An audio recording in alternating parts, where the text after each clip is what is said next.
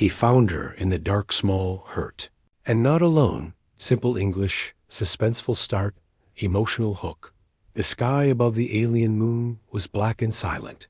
No wind, no sound. Just broken metal, old ruins, and bones that told quiet stories. Of a war long forgotten.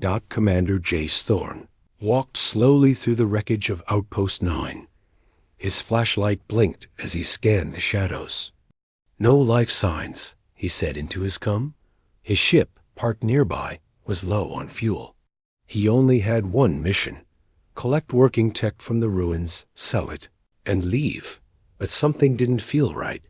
A faint cry as he stepped into the collapsed hallway. Jace heard something. It was soft, almost like wind. But this moon had no wind. He stopped, held his breath. Then he heard it again, a cry. High, weak, like a child, scared and in pain. His fingers tightened around his old blaster. He turned. Off the comm. He was alone now. Step by step, he followed the sound down into the dark. The bunker below at the end of the hall, half covered by rubble, was a metal door. Jace used his tool to pry it open. A smell hit him: dust, rust, and something else. Fear soaked into the air. He stepped inside. His flashlight moved across the room. Broken chairs, scratched walls, and then movement. In the corner, behind an old power core, something small curled into a ball. He raised his weapon. "Hey," he called softly. "Don't move." But the figure didn't run. It just shook harder. He stepped closer. Then he saw her. The girl. She was no older than 6, maybe 7 in human years. Skin pale blue, like frost. Her arms were thin, her legs bruised. She had glowing marks on her cheeks and a deep cut on her forehead. Her eyes, large and glowing violet, looked straight at him. And Jace froze. "You're a child," he whispered. She didn't speak. She just stared. Then, behind her growling, not alone from the dark behind the bunker, shadows moved. 3 creatures stepped forward low to the ground, skin like melted glass, eyes glowing red. "Void crawlers," Jace muttered. "Of course." They were not native to this moon. They followed pain, fear. They had been feeding on war ruins for years. Now they saw him. And her. They hissed. He aimed fast. Blam! Blam! His shots echoed, fell screeching. The others leaped. He grabbed the girl without thinking. "Hold on," he shouted, and rolled behind the door. One of the beasts slammed into the metal. His back hit the wall. Pain shot through his ribs, but he held her tight. "I've got you. I've got you. Stay still." Escape with his last 2 shots. He killed the second crawler. The third ran. Jace stood slowly. The girl was shaking in his arms, face buried in his jacket. He looked down at her. "What the hell are you doing here?" he whispered. Still no answer. She was too scared to speak, or maybe couldn't. He opened his jacket and gently wrapped her in it.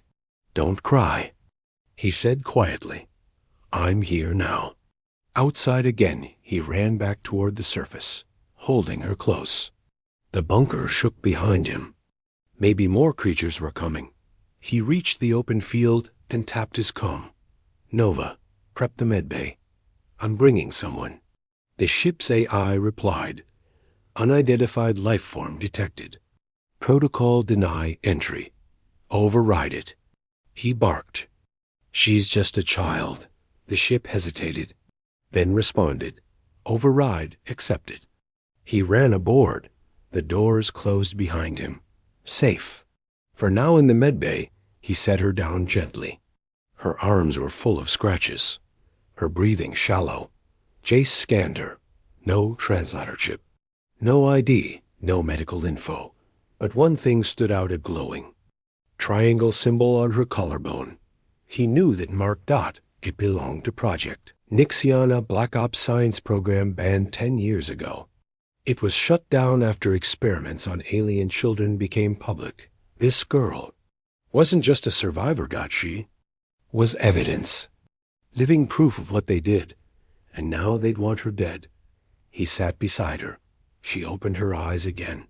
Still no words. But this time, her hand reached out slowly toward his, and Jace didn't pull away. He let her hold his hand. "You're safe," he whispered. "They'll have to go through me first." Jace sat beside the medbed, watching the alien girl sleep. She hadn't said a single word. Not when he carried her through the darkness. Not even when he held her hand. But her eyes. They told him everything. Pain, fear, and somewhere deep inside, small spark of hope. The diagnosis. The ship's med scanner blinked softly. Subject: unknown species. Approximate age: 6 human years. Injuries: deep bruises, malnutrition, high stress response. Neural damage detected. Possible trauma-linked speech block. Jace leaned forward. "Can she recover?" Nova, the AI, replied. "Physically? Yes, but mentally. She's seen too much." He sighed. His fingers brushed dust off her small hand. The triangle mark on her collarbone still glowed faintly. That symbol didn't belong to any free species. Only one place used it. Project Nixion. He remembered the headlines from 10 years ago. Alien children taken from collapsing worlds. Sold. To science. Used for tests. Discarded like trash. And now one of them lay right in front of him. Trying to talk hours past. The girl finally woke again. Her violet eyes blinked slowly, scanning the room. Jace kept his voice low, gentle. "Hey, I'm Jace. I'm a friend." She looked at him. He pointed to himself. "Jace." Then he pointed to her. She stayed silent. "Do you have a name?" No answer. He tried again. "Can you say anything?" Still nothing. But her head tilted slightly, as if she wanted to answer. But something inside wouldn't let her. He sighed. "That's okay," he whispered. "You don't have to talk." He pulled a ration bar from the shelf and broke it into small pieces. "Hungry?" She didn't take it. Until he set it down and backed away. Only then did she reach for it slow, cautious, and eat quietly. The dreams that night. Jace couldn't sleep. He sat in the cockpit, reading old files from when Project Nixion collapsed. Subject tags: Nixion 13 to Nixion 32. Terminated. One subject unaccounted. One. Her. Meanwhile, in the medbay, the girl twitched in her sleep. Her breathing quickened. Her fingers clenched into fists. She was having a nightmare. Jace ran to her side. "It's okay. You're safe. No one's going to hurt you again." Suddenly, her hand shot forward, grabbing his wrist. Her eyes opened wide, glowing with a strange light. For a moment, they flickered with power. And just as quickly, it was gone. She let go. Her hands trembled. She looked scared of herself. "You didn't do anything wrong," Jace said softly. "I promise." A signal intercepted the next morning. Nova alerted Jace. "Incoming transmission unmarked." He opened it. Static. Then, a distorted voice. "If you have her, return the girl. You're holding a classified asset. She belongs to the Dominion labs. This is your first and final warning." Jace's jaw tightened. He muted the message. The girl stood behind him, now barefoot, arms crossed tightly. She didn't understand the words, but she felt the danger. "They're coming, aren't they?" she whispered. Jace. He turned, eyes wide. You spoke." She looked down. "Only a little." He knelt to her level. "That's enough. You're doing great." Giving her a name that evening, Jace took her to the observation window. They watched a nearby gas giant spin slowly in space. He looked down at her. "You know, We can't keep calling you. Hey, you. She gave a tiny smile. What would you like to be called? She stayed quiet, then pointed at the stars. Nova. That's the ship's name. Jace chuckled. She shrugged. I like it. He nodded. Nova it is. The bond grows for the first time. She didn't sleep alone. She curled up in the co-pilot's seat beside Jace, wrapped in a blanket. As he watched her drift off, he whispered, I don't care what they call you. You're not a weapon. You're not a mistake. You're just a kid, and I'm not letting them take you. But far above them, a silent beacon blinked red. They had been found, and the hunters were already on their way. The ship moved through cold space. Silent and slow. Jace sat in the pilot's chair. Nova the alien girl slept behind him, wrapped in a blanket, holding an old wrench like a toy. She had named herself. She had spoken. A small victory. But now, they were running. The warning was real. Nova's voice had triggered something. The moment she spoke, some group locked onto their location. That strange message still echoed in Jace's memory. Return the girl. She is property of Dominion Labs. They didn't call her a child. They didn't even say her name. They said property. And Jace had no doubt what they'd do if they caught her. Seeking help, Jace took her to 3 planets in 2 days. The first was Delhira, a trading world. He asked for medical help, food, a safe place to hide. The portmaster scanned Nova and froze. No, that symbol? It's blacklisted. You're being tracked. You need to leave. He didn't argue. He just left. On Niven 3, a human outpost. He begged an old war friend for help. The man looked at Nova, then at Jace. I'd help you, Jace, but if they find her here, they'll wipe this base from orbit. Nova heard that. Her fingers clutched. Jace's sleeve tighter. She didn't say a word, but her eyes begged, why does everyone hate me? On Resic, they didn't even let them land. Jace's ship was warned off with weapons. Turn around or be destroyed. Nova watched the stars through the ship window, quiet as always. But that night, she whispered, I shouldn't have talked. I made it worse. Jace turned sharply. No, don't ever think that. He knelt in front of her. You deserve to speak, to laugh, to be safe. Tears built in her eyes. Then why do they all want me gone? A human's answer. Jace took a deep breath. Because they're scared. Of me? She asked softly. No, of what they did. Of the truth. He wiped her tears gently. You're not a weapon. You're a miracle. They just don't want to admit it. She didn't answer, but later that night, she left him a small drawing made with wires and scrap. Picture of her holding his hand. It meant everything. Hunted, they stayed hidden near a frozen moon. But it didn't last. A black ship appeared. No lights. No ID.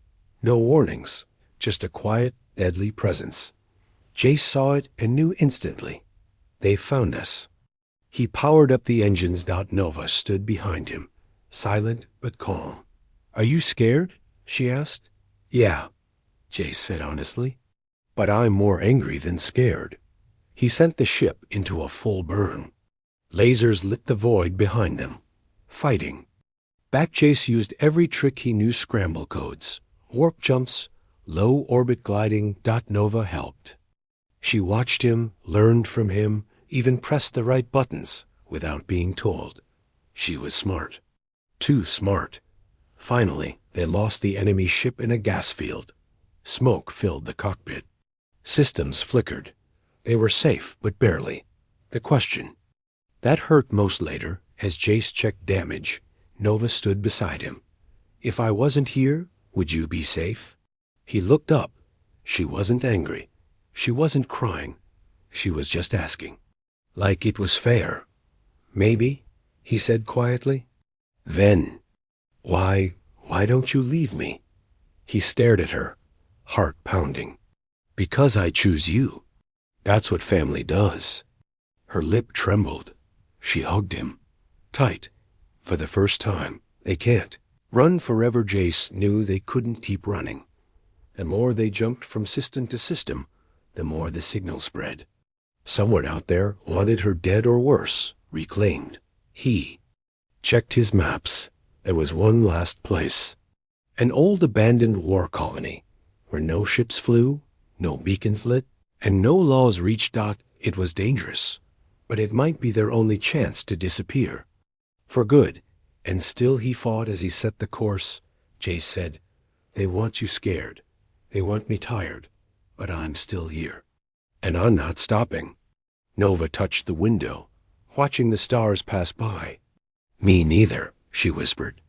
In her hand, just faintly, the triangle symbol on her skin glowed again. But this time not with fear, with something new. Power. The ship landed hard. Dust flew across the ground. Dead trees bent under the engine blast. Jace checked the scanner. No life signs, no satellites, no cities. Just silence. The planet was forgotten. Cold. Empty. Perfect. He turned to Nova, who stood beside him with a small pack on her back and quiet eyes. "This place is dangerous," he warned. "Stay close. And if I say run, run." She nodded once. No fear. Just trust. The hideout. They took shelter in the remains of an old listening post. It smelled like rust and memories. Long ago, soldiers had lived and died here. Now it was a tomb. But Jace worked fast. He sealed the entrances, activated a short-range jammer, and set traps around the perimeter. "We'll stay here a while," he said. Nova walked slowly through the halls, fingers brushing the dusty walls. "It's quiet," she whispered. "That's the idea." But deep down, Jace knew quiet didn't last. Too late. They came at night. No alarms. No engines. Just shadows moving fast between broken towers. Jace noticed the silence first, then the flicker on his motion sensor. "Nova, get behind me." She obeyed instantly. A red light blinked on the scanner. Then boom. One of the traps went off. A scream followed. Then silence again. Jace raised his rifle. Sweat ran down his neck. They were inside. The kill team 3. Figures appeared in the smoke. Not soldiers. Killers. Each wore black armor with glowing red eyes. Their weapons pulsed with energy. No warning. No mercy. "Turn over the subject," one of them said. "You'll be spared." Jace didn't move.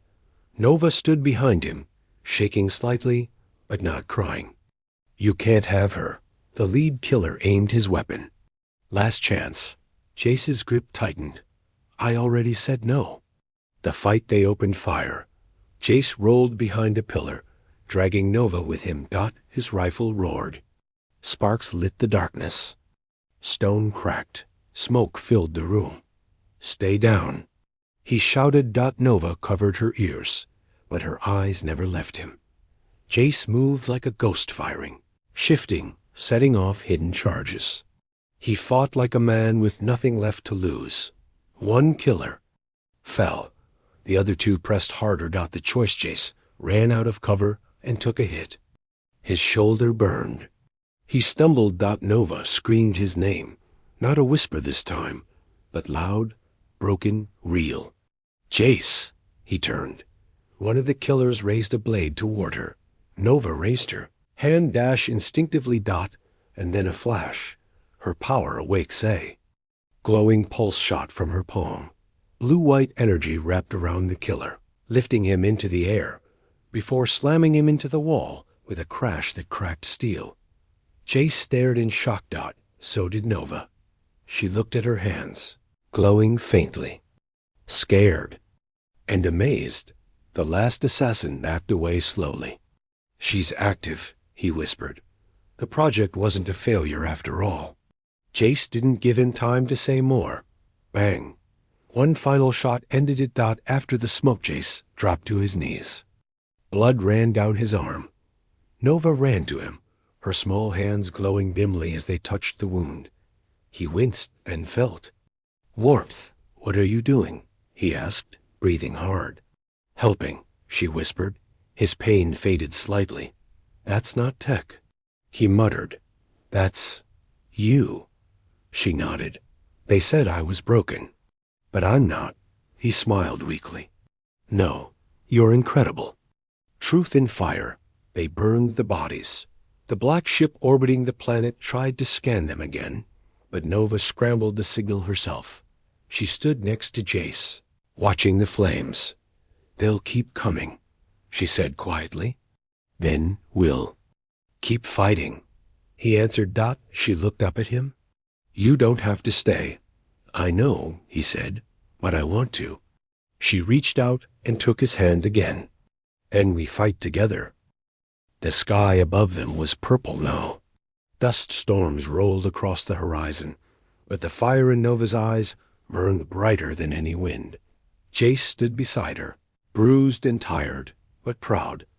They had survived the attack, but deep inside, he knew something had changed.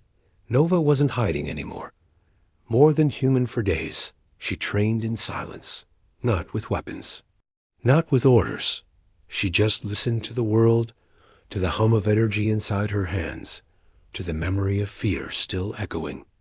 In her bones. Jace watched from a distance. She could lift metal without touching it, hear things from miles away, heal small wounds with only a thought, but she never used it to hurt, only to protect. A message across the stars one night. As the wind howled and old satellites passed overhead, Nova stood alone in the old control tower. Jace climbed up and found her connecting wires, adjusting frequencies, and building something. "What are you doing?" he asked. "Sending truth," she said simply. She activated a pulse, a soft wave of energy, bright like starlight. It wasn't a weapon. It wasn't a beacon. It was a memory. Her memory. It showed the galaxy. What really happened to her kind. The cages, the tests, the lies, and then her story, the rescue, the fight. The human who stood beside her. She turned to Jace. "They need to know we're not monsters. We never were." The reaction across systems. A signal reached ships and stations, planets and ports. Some people ignored it. Some cursed it, but many watched it twice. Some cried, and others stood up. "They lied to us," a merchant whispered. "She's not dangerous. She's just a child." One by one, quiet voices turned into roars. On one rebel planet, children painted her face on the walls with the words, "Let her live. Let her speak." The Empire Responds Dominion Command saw it all, and they were furious. They put a bounty on Nova's head. They declared Jace a traitor. And they sent something worse than soldiers. They sent the signal hunters. Silent, ancient machines designed to erase truth. And they were coming. Final moments before the storm. Jace prepared the ship for one last jump. He knew their odds were low. Nova sat with him, legs crossed, small hands on her knees. "You're not scared?" he asked. "I am," she said. "But I'm not running anymore." "You're stronger than me," Jace muttered. She looked at him gently. "No, I'm strong because of you." One last handhold as the ship lifted off, heading toward open space. Nova reached out and held his hand, not because she was afraid, but because she wanted him to know she wasn't alone anymore. She never would be again. The ship flew through. The stars silent, fast, wounded. Jace sat in the pilot's seat, one hand on the controls, the other holding Nova's hand. She didn't say much. She didn't need to. She had already told the galaxy her story. And now, they were hunted. The signal hunters. They came from deep space machines made of black metal and silence. They didn't talk. They didn't ask questions. They were built for one thing: erase truth. They chased Nova's signal across 6 systems, deleting files, wiping records, silencing anyone who shared her memory pulse. But they were too late. The story had already spread. Worlds begin to change on. A desert colony. A mother tucked her alien adopted daughter into bed and whispered, "You are not a weapon. You are loved." On a military base, a soldier tore off his Dominion badge and uploaded Nova's signal again, knowing the risk. And in dark corners of the galaxy, others began hiding children like her, keeping them safe, waiting for change. Back on the edge, Jews took the ship toward an old mining moon, empty, quiet, unregistered. There, he could land, rest, hide. Nova sat at the viewport, her small fingers drawing stars on the glass with her breath. "They're still chasing us," she said softly. "Let them," Jace replied. "Aren't you tired?" He nodded. "But I'd do it again. 100 times. Why?" He looked at her gently. "Because you're worth it." Found again, they weren't alone for long. One night, a signal reached them, not a threat, but a call. A nearby freighter sent coordinates and a message. "We saw your story. We believe you. Let us help." Jace hesitated. Could be a trap. Nova closed her eyes, heart beating fast. Or it could be the beginning. They took the risk. Not a new beginning. The freighter wasn't military. It wasn't Dominion. It was full of refugees, humans and aliens alike. Some old, some young, all running from something. When Nova stepped off the ship, every pair of eyes turned to her. They didn't bow. They didn't fear. They simply nodded. One alien girl stepped forward, small, scared, just like Nova had once been. Nova knelt and smiled. "Don't cry," she whispered. "I'm here now." Legacy Jace knew they couldn't run forever. But maybe they didn't need to, because Nova wasn't just a survivor anymore. She was a voice. She was hope. Across the galaxy, her signal still played. In schools, in homes, on old HOLO screens. Not as a warning, but as a promise. She wasn't human, but she was loved like one. And because one human stood for her, others stood too. The final scene years later, an old man walked across a quiet valley, gray in his hair, scars on his arms. Beside him, a young woman walked, taller now, stronger, with glowing marks on her hands and fire in her eyes. "You ready?" Jace asked. "I've always been," Nova said. "They'll listen to you. They'll listen to us." She held out her hand. He took it. Together, they stepped forward, toward a future they built. Not with fear, but with fire. The end.